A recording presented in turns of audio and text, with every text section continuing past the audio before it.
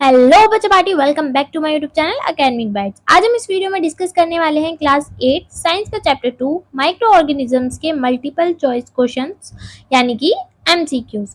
Video start करने से पहले अगर आपने वीडियो को लाइक नहीं किया तो प्लीज वीडियो को लाइक, शेयर और चैनल को सब्सक्राइब जरूर कर दें और बेल आइकन को प्रेस करना ना भूलें ताकि आपको सभी वीडियो की नोटिफिकेशन टाइम टू टाइम मिलती रहे। Now let's start the question. तो हमारा फर्स्ट क्वेश्चन है which of the following reproduces only inside a host cell. तो इनमें से बताना है हमें कौन है जो होस्ट सेल के अंदर ही रिप्रोड्यूस करता है। तो इसका करेक्ट आंसर क्या हो जाएगा? Option number B, virus host cell के अंदर ही रिप्रोड्यूस करता है। ओके, नेक्स्ट क्वेश्चन है a disease in human beings caused by viruses. तो ह्यूमन बींग्स में जो डिजीज वायरस के द्वारा होती है वो बतानी है हमें। तो इसका करेक्ट आंसर क्या हो जाएगा? Option number B, influenza. Next, pathogenic microorganisms present in host cell are killed by medicines called. तो जो पैथोजेनिक माइक्रोऑर्गेनिजम्स होते हैं जो कि कहाँ प्रेजेंट होते हैं? होस्ट सेल में, वो मेडिसिन द्वारा किल किए जाते हैं। तो उस मेडिसिन को क्या बोला जाता है जिसके द्वारा उन्हें किल किया जाता है? तो उसको क्या बोला जाता है? एंटीबायोटिक्स। तो इसका करेक्ट आंसर क्या हो जाएगा? Option number C. Okay, next question है two microorganisms which live in symbiotic association in lichens are. तो वो दो माइक्रो ऑर्गेनिजम्स के नाम बताने हैं जो कि सिम्बायोटिक एसोसिएशन में रहते हैं लिचेंस में। ठीक है, तो कौन कौन से वो दो माइक्रो ऑर्गेनिज्म है? Alga and fungus. तो इसका करेक्ट आंसर क्या हो जाएगा? Option number D. Next question, the gas release during the preparation of bread is. तो कौन सी गैस है जो रिलीज होती है जब हम क्या करते हैं? ब्रेड की प्रिपरेशन करते हैं। तो कार्बन डाइऑक्साइड रिलीज होती है। तो इसका करेक्ट आंसर हो जाएगा option number B. Next, the disease caused by a protozoa and spread by an insect is. तो जो एक डिजीज जो कि किसके द्वारा होती है? प्रोटोजोआ के द्वारा होती है और एक इंसेक्ट के द्वारा स्प्रेड की जाती है। तो कौन सी डिजीज होती है? मलेरिया। तो इसका करेक्ट आंसर क्या हो जाएगा? Option number B. Move to the next question. Next है Paheli dug two pits A and B in her garden. तो पहेली क्या करती है? दो गड्ढे खोदती है, जैसे वो क्या नाम दे देती है? ए और बी। और ए नंबर के गड्ढे में वो क्या करती है? She put a polythene bag packed with some agricultural waste in pit B she dump the same kind of waste but without packing it in polythene bag. तो जो ए नंबर का गड्ढा उसमें वो एक पॉलिथीन बैग में रखकर एग्रीकल्चरल वेस्ट को वहां पे पैक कर देती है। लेकिन दूसरे वाले में क्या करती है? एग्रीकल्चरल वेस्ट तो सेम ही होता है लेकिन वो इसे पॉलिथीन बैग में पैक नहीं करती है, बी वाले में ऐसे काट देती है। Okay, she then covered both the pits with soil. वो उसको सॉइल से कवर कर देती है, मतलब गड्ढों को बंद कर देती है। What did she observe after a month. तो एक महीने बाद वो क्या ऑब्जर्व करेगी? तो जो पॉलिथीन बी में जो वेस्ट है ना वो डिकम्पोज हो जाएगा, यानी डिग्रेड हो जाएगा। किसके मुकाबले में? ए के मुकाबले में फास्टर, क्योंकि वो प्लास्टिक में पॉलिथीन के बैग में पैक्ड नहीं है। ओके, तो इसका करेक्ट आंसर हो जाएगा option number B, waste in pit B degraded faster than that in pit A. Okay, move to the next question. तो diseases like polio and chickenpox are caused by. तो polio और chickenpox किसके द्वारा होती है? तो ये disease virus के द्वारा होती है। तो इसका करेक्ट आंसर क्या हो जाएगा? Option number C. Next question, example of multicellular microorganisms are. तो इनमें से कौन से मल्टी सेलुलर ऑर्गेनिजम्स के एग्जाम्पल्स हैं? तो इसका करेक्ट आंसर है option number D, algae and fungi multicellular organisms होते हैं। Okay, move to the next question. Some medicines obtained from microorganisms are applied to kill or stop the growth of disease causing microorganisms. Such medicines are called dash. तो कुछ medicine होती हैं जो कि किससे बनाई जाती है?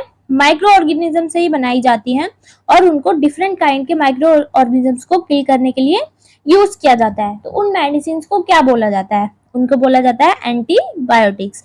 तो इसका करेक्ट आंसर क्या हो जाएगा? Option number B. Move to the next question. A common preservative used in jam and pickles is। तो उस कॉमन प्रिजर्वेटिव का नाम बताना जो कि किस में यूज किया जाता है? जैम और पिकल्स यानी कि अचार में। तो उसका क्या नाम है, सोडियम बेंजोएट। तो इसका करेक्ट आंसर क्या हो जाएगा, ऑप्शन नंबर ए।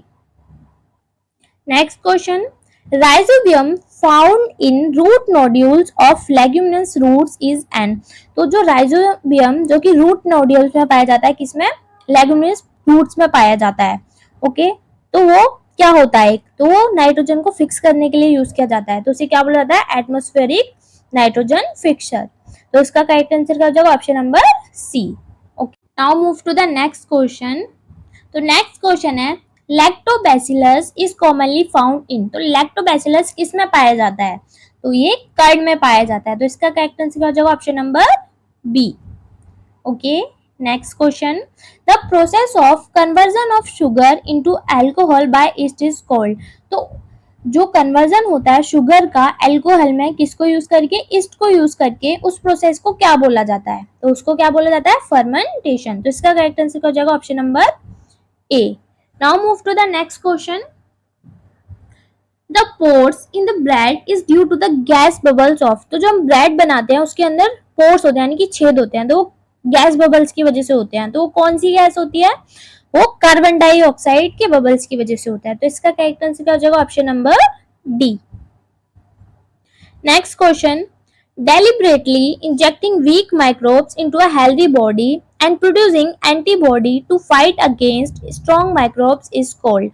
तो हम जो वीक माइक्रोब्स होते हैं उनको जानबूझकर बॉडी में इंजेक्ट करते हैं, हेल्दी बॉडी में, और क्या प्रोड्यूस करते हैं, एंटीबॉडीज को प्रोड्यूस करते हैं, किसके लिए, जो स्ट्रॉन्ग माइक्रोब्स होते हैं उनसे फाइट करने के लिए। तो इस प्रोसेस को क्या बोला जाता है, तो इसको बोला जाता है वैक्सीनेशन। तो इसका करेक्ट आंसर क्या हो जाएगा, option number C.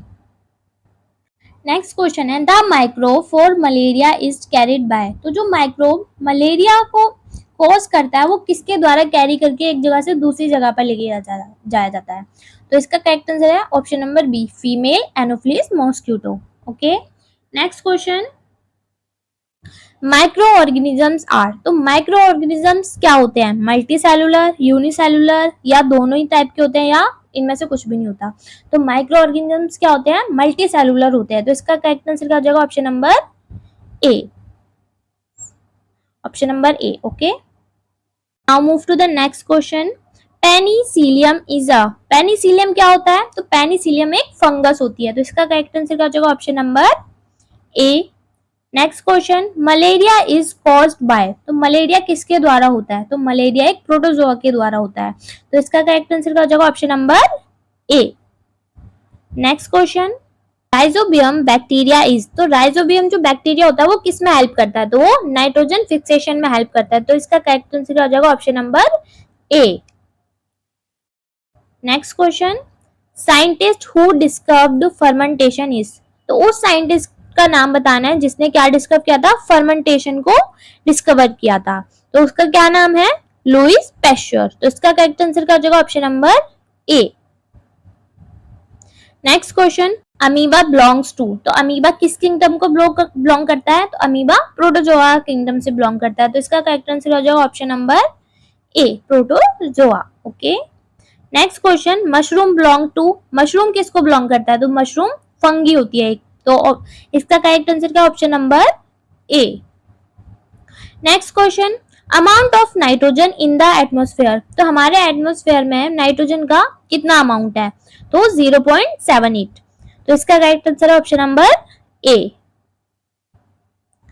Vaccine for small pox is discovered by. तो उन साइंटिस्ट का नाम बताना है जिसने स्मॉल पॉक्सिन की वैक्सीन को डिस्कवर किया था।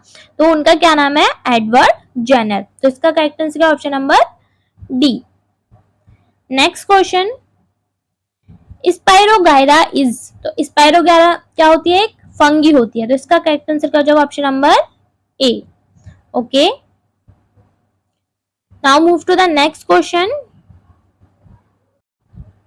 इन pasteurisation milk is heated to about. तो जब हम दूध को पैस्चराइजेशन करते हैं तो उसे किस टेम्परेचर तक हीट किया जाता है, तो उसे 70 डिग्री सेल्सियस तक हीट किया जाता है। तो इसका करेक्ट आंसर क्या है, option number C. Okay, next question, scientist who discovered fermentation is. तो उस साइंटिस्ट का नाम बताना जिन्होंने फर्मेंटेशन को डिस्कवर किया था। तो ये क्वेश्चन तो फिर से रिपीट हो गया, तो जल्दी जल्दी इस क्वेश्चन का आंसर कमेंट सेक्शन में कमेंट करके बताओ सब। Now move to the next question, what helps in the rise of bread और डोसा डो। तो जो हम ब्रेड और डोसा के लिए डो बनाते हैं उसको राइज करने में कौन हेल्प करता है? तो जो ईस्ट सेल की ग्रोथ होती है उसकी वजह से ब्रेड और डोसा का जो डो है वो राइज होता है। तो इसका करेक्ट आंसर क्या है? Option number C. Next question, yeast is not used in the preparation of. तो इनमें से हम बताना है किसकी प्रिपरेशन में ईस्ट यूज नहीं होता है। तो एंटीबायोटिक की प्रिपरेशन में ईस्ट का यूज नहीं होता है। तो इसका करेक्ट आंसर क्या हो जाएगा? Option number D. Next question है, a plant disease called citrus canker is caused by. तो जो एक प्लांट डिजीज जिसका क्या नाम होता है? सिट्रस कैनर, वो किसके द्वारा कॉज की जाती है? तो एक बैक्टीरिया के द्वारा कॉज की जाती है। तो इसका करेक्ट आंसर क्या? Option number D. Okay, next question है, वायरस रिप्रोड्यूस। तो जो वायरस है वो रिप्रोड्यूस करता है। तो ये मैंने पहले भी आपको बताया था, वायरस हमेशा एक होस्ट सेल के इनसाइड ही रिप्रोड्यूस करता है। तो इसका करेक्ट आंसर क्या हो जाएगा? Option number B, only inside the cell of the host organism. Okay, next question है, which of the following enzymes is secreted by bacteria that can digest cellulose। तो हमें उस एंजाइम का नाम बताना जो कि किसके द्वारा सिक्रेट किया जाता है? एक बैक्टीरिया के द्वारा सिक्रेट किया जाता है और जो क्या डाइजेस्ट करता है, कर सकता है? सेलुलोज को डाइजेस्ट कर सकता है। तो इसका करेक्ट आंसर क्या है? ऑप्शन नंबर बी, सेलुलेज होता है उस एंजाइम का नाम। ओके, नेक्स्ट क्वेश्चन है, what process takes place when yeast is added to grape juice and left for a week। तो कौन सा प्रोसेस होगा जब हम ग्रेप जूस में क्या ऐड कर दें? ईस्ट को ऐड कर दें और उसे एक वीक के लिए ऐसे ही छोड़ दें। तो जब भी हम ईस्ट उसमें ऐड करें, शुगर में ऐड करते हैं, तो कौन सा प्रोसेस होता है? फर्मेंटेशन होती है ना। तो यहाँ पे भी सेम प्रोसेस होगा। तो इसका करेक्ट आंसर क्या हो जाएगा? Option number B. Okay, that's it for the video. I hope आपको ये वीडियो अच्छी लगी होगी। ये वीडियो आपके लिए हेल्पफुल है तो प्लीज वीडियो को लाइक, शेयर और चैनल को सब्सक्राइब जरूर कर दें और कमेंट सेक्शन में कमेंट करके जरूर बताएं कि नेक्स्ट वीडियो किस टॉपिक पे बनानी है।